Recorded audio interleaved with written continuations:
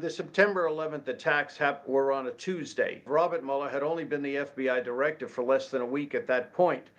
He was summoned to the presidential retreat in Camp David, Maryland, where President George W. Bush was ensconced with his top advisors. Mueller comes and gives his report on the FBI investigation, identifying all 19 hijackers, tracing them back to their connections to Al Qaeda and Osama bin Laden. When he was done presenting that complete report, President George W. Bush just looked at him and said, "I don't care about that. I just want to know how you're going to prevent the next one." Mueller walked out of that meeting humiliated, and he said, bound and determined to change the culture of the FBI. That cultural change had a lot of bad effects, a lot of unintended consequences.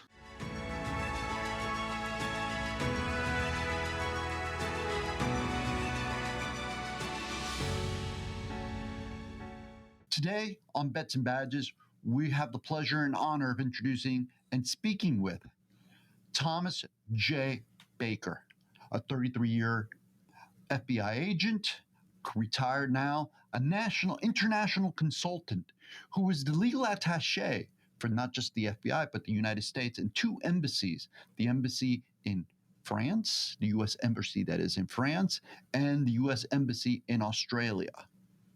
I am Robert Asensio, and today on Bets and Badges, I have my colleague and co-host, retired police chief David Magnusson, who is also a military historian. How are you, sir? Hey, I'm doing great. How about yourself? Oh, man, I'm looking forward to getting into this interview. Listen, FBI, I want to hear more. Yes, sir. Especially now that we know that there's some changes on the horizon, administrative changes, at least at the words of the President-elect, Donald J. Trump. Thomas, welcome, sir. How are you? Fine this morning. Glad to be with you, Robert and Dave. Outstanding. Now, what I did not mention is that you are the author of a book that is titled The Fall of the FBI, How Once Great Agency has Become a Threat to Democracy. As you know, the sub-theme of the book is the good, the bad, and the ugly, because I just didn't want it to be a critique or a criticism. I wanted to lay out what the FBI had been, what it had achieved, the good, also the bad, instances in the past that we've all seen in our law enforcement careers, and it kind of shocks us at first, of injustice. And I know you had Jim McDonald on your show talking about an instance of injustice in a criminal proceeding. And then the ugly, and the ugly is what has happened, what the Comey cabal has done to the FBI, and what it has brought about, the problems that have come to the surface recently. Now, I want to preface the rest of this conversation by saying, to the dedicated men and women who serve our country, who work for the FBI, who are doing an honorable job, this is no slight on you. Our country is dependent on the top law enforcement agency. But we do know that there's some inherent problems. And I want to talk to you about this, the insider. Tom, you spent 33 years in the agency, in the Bureau. You went from New York, you met an officer, which I love for you to talk about, Eddie Murphy, right? Later on, you meet him, and later on you wind up investigating him or signing a case to investigate him for public corruption, right? Yet he's the one that directs you to the FBI. So you start out, the photo department, and you work your way up to being the legal attaché in two U.S. embassies. Man, if there's ever an honorable job, that's it, an honorable post. But Tom, what are your observations? Where did the FBI begin to shift? And to frame it out, I asked a question, but I want to frame it up real quick. Your state that the FBI now has become more of an intelligence gathering agency than a law enforcement agency. But where do you think that balance has been broken, and where do you see the errors come from? Okay, that's the key question. And in my assessment, I go back, and in the prologue of the book, I talk about this incident. And by the way, this incident has been documented by people who were there. And the key character, from my point of view, Robert Mueller, who was then the director of the FBI, has personally told me this, and then I heard him recount this actually to a gathering of police chiefs on more than one occasion. The September 11th attacks were on a Tuesday morning, and on the follow, and Robert Mueller had only been the FBI director for less than a week at that point. He was summoned to the White House, not the White House, but the presidential retreat in Camp David, Maryland, where President George W. Bush was ensconced with his top advisors. We have a photograph of that meeting. Condoleezza Rice is sitting at his right hand. They're all ruggedly dressed in this, in this essentially log cabin. And Mueller comes and gives his report on the FBI investigation. And in 3.5 days, the FBI had done what it does best: investigate. And he presented this report, and the FBI had identified, and of course, relying on not only our state and local partners, but our international partners. And they came up with a report identifying all 19 hijackers, all their bona fides, their credit cards, their rental cards, their past travel patterns, their association, tracing them back to their connections to Al Qaeda and Osama bin Laden. When he was done presenting that complete report, expecting praise or thanks, and he admitted this later, President George W. Bush just looked at him and said, "I don't care about that. I just want to know how you're going to prevent the next one." And then within the hour, George Tenet, then the director of the CIA, presented a report, a plan of action, really going forward to take the fight to the terrorists. And when he was done, George W. Bush said, "That's great." Then he turned and looked at Mueller and he said, "That's what I want to hear." Mueller walked out of that meeting humiliated, and he said, bound and determined to change the culture, and that's the word he used, of the FBI from a law enforcement mindset to an intelligence mindset. And he made the FBI into an intelligence agency. Now, people can argue historically there may have been good reasons for it at that moment in time. But the reality is that cultural change had a lot of bad effects, a lot of unintended consequences. Any thoughts? What were the unintended consequences? That's why I was going to go. Oh, I see. We know each other well. Yeah.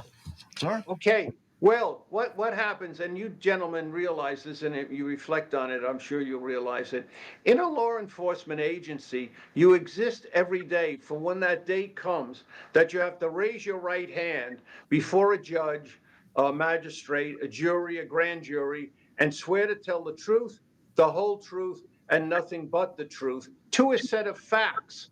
That's so fundamentally different from an intelligence agency that doesn't deal in facts, that doesn't deal in evidence. They deal in estimates and best guesses. And of course, guesses aren't allowed in the courtroom. And in their mindset, their tool is deception. And this deception that they deal with gets into their daily life and affects a lot of the things they do. So that's the intelligence culture. The law enforcement culture is trying, and we all know sometimes it's imperfect, but it's trying to adhere to the Constitution. Not only adhere to the rules of the Constitution, and as you know, in law enforcement, talking about the Fourth, Fifth, and Sixth Amendment, but in the case of the FBI, we were trained to protect the Constitution, to protect all of those first 10 amendments, the Bill of Rights, protect people's freedom of speech, freedom of assembly, freedom to vote, freedom of the press, etc. It's changed the whole mindset. And a lot of the mistakes and the loose thinking that's gone on and that's come to light in the past 4 to 8 years is a result of this change in mindset, this change in culture. So, to be clear, right, and to make sure that I'm not putting words in your mouth, what you're saying is that because of this change of practice, if you will, culture, that leans more into intelligence gathering, there is some basically lies going on? You can use lies in certain contexts, yes, because the intelligence officers, and believe me, I have respectful for what they do for their mission. But overseas in the American embassies where you have legats, such as I was, and you have our intelligence agencies represented, we often have to interface with them, and we just come at things from just a different point of view. And I explain that, as you know, in the book in some detail. But they don't hesitate to lie. And some of them who I actually become friends with, they will admit that this is literally an occupational danger. Uh, if I can digress for a second, we talk about, and earlier in the book, I talked about some of the dangers to law enforcement, state, local, and federal, that there's a danger of becoming jaded, of becoming cynical, of thinking everybody's a crook or everybody's bad. And we have to guard against that. Well, in the intelligence agencies, their danger is they get in a habit of lying. And that's the word lying.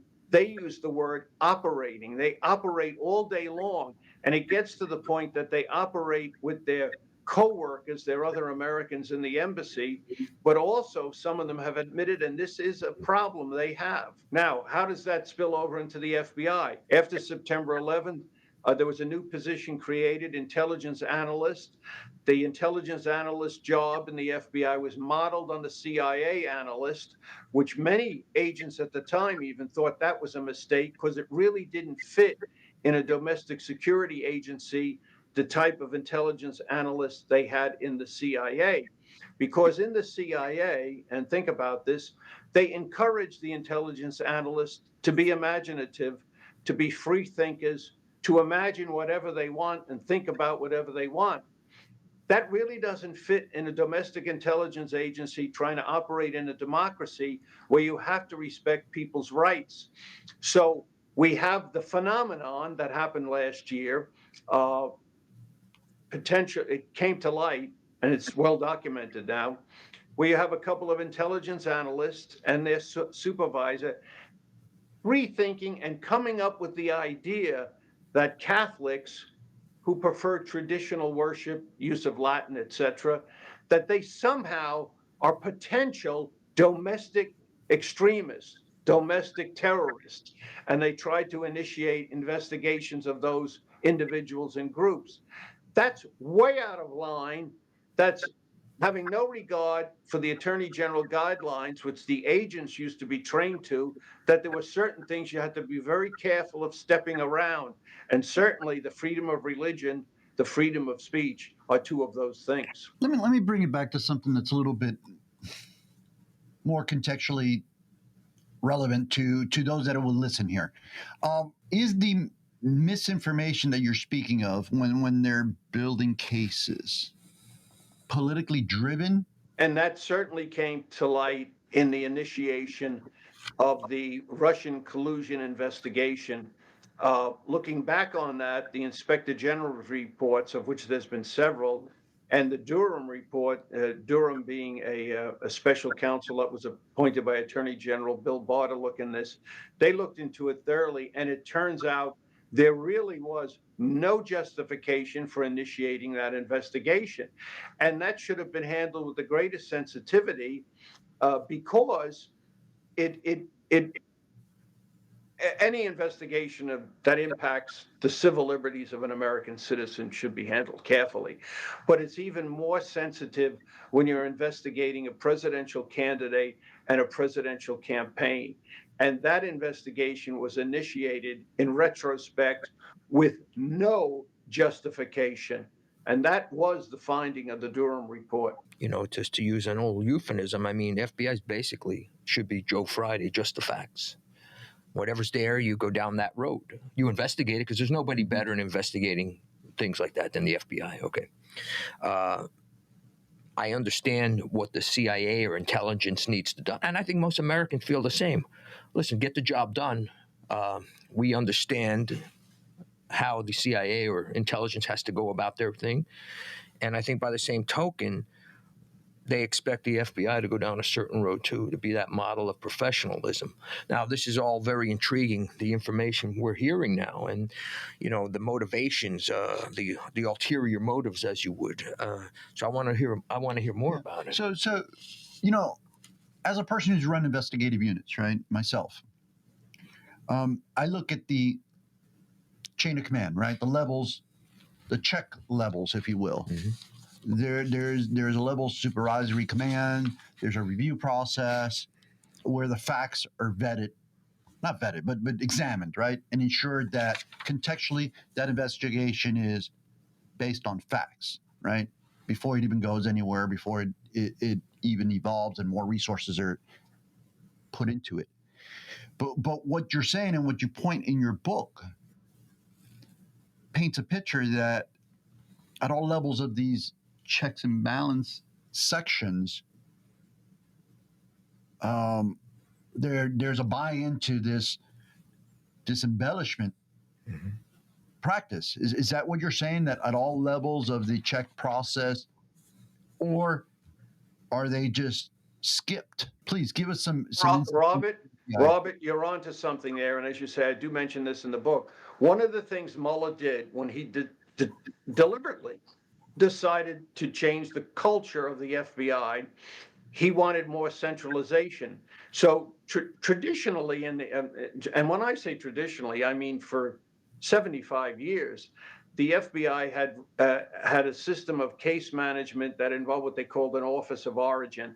So wherever the case started, let's say in Miami or Jacksonville, that office was the office of origin in the case.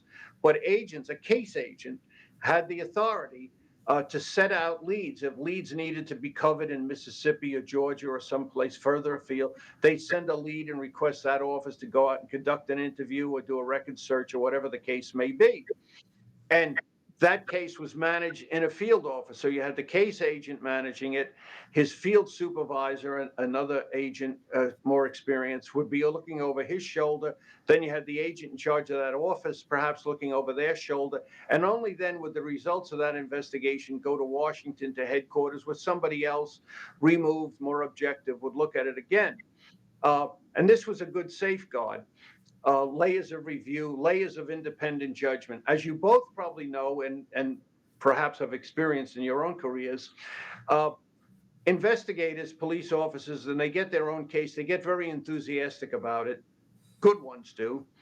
And you might focus on a particular subject, and you need someone looking over your shoulder coming in and saying, well, wait, have you thought about this? Have you thought about that? We all need a little bit of guidance and independent judgment. Well, Mueller did away with all those layers of judgment. He took the first case ever in the history of the FBI to be managed from headquarters, was what was called Pent Bomb, which was the FBI's code name for the investigation of the September 11th attacks. He had that run out of headquarters, not out of New York or Washington Field, which would have been two logical places for it, or even in Pittsburgh, where there was one attack. But he had it run out of headquarters. So he eliminated layers of review, layers of independent judgment. That model was again used by Comey. For the first time he used it was in the Hillary Clinton email investigation, a sensitive political investigation, and then in, as we all know now, the Russian collusion investigation.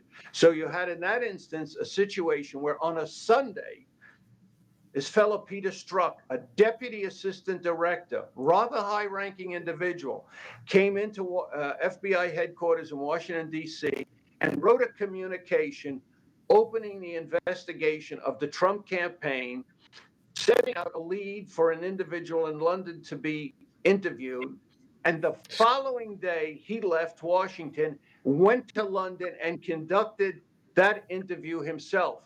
He wrote the opening communication, he approved it, he sent it out, and he, a deputy assistant director, flew to London and conducted the first interview in that investigation.